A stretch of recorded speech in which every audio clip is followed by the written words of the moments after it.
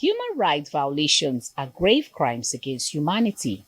Most often, those who experience violations are in helpless situations. Communities throughout Africa are overwhelmed by incidents of forced prostitution and rape. Security forces are often accused of some of these human rights violations. In any crisis situation, children are frequently the victims of abuse and neglect. A high-level meeting to find answers to these issues was organized in order to put an end to this crisis. Human rights are occasionally violated in the process of combating terrorism. In any wartime situation, there is a high likelihood of torture and maltreatment towards children.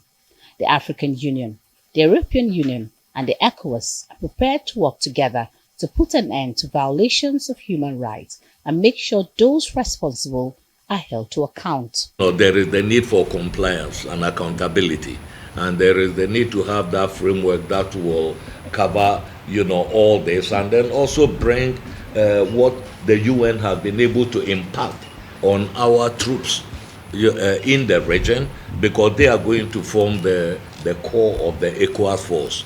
And many of them have experiences in UN peacekeeping. We as the United Nations, the Office of the High Commissioner, started on and developed the compliance framework concept with its various aspects in the context of the G5 Sahel and working with the joint force there in 2018 and onwards. Because of course we know that all of us and the troop contributing countries, as you well mentioned.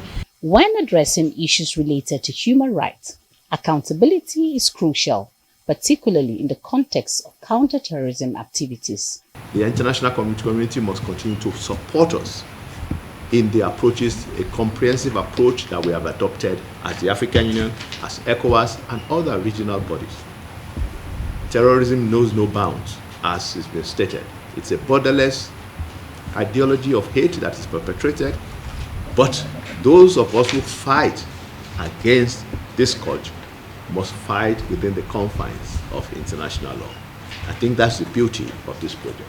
Stakeholders are advocating for the adoption of laws designed to safeguard women and children. We cannot talk about peace and security without the women, the children, and the youth. And part of our work as the ECOWAS Commission is to continue to promote the inclusivity of women, children, and youth in the peace and security and stability agenda of the region. If we continue talking on and on about peace, always just projecting policies without implementation and action, it's not just to implement by sending it out to the states, it's implementation by action. So that action is one of the reasons we just introduced the mobile courts, to address women's issue and get them to have peace and security that they deserved. There is hope for individuals seeking justice for human rights violations throughout Africa if promises made at this event are implemented.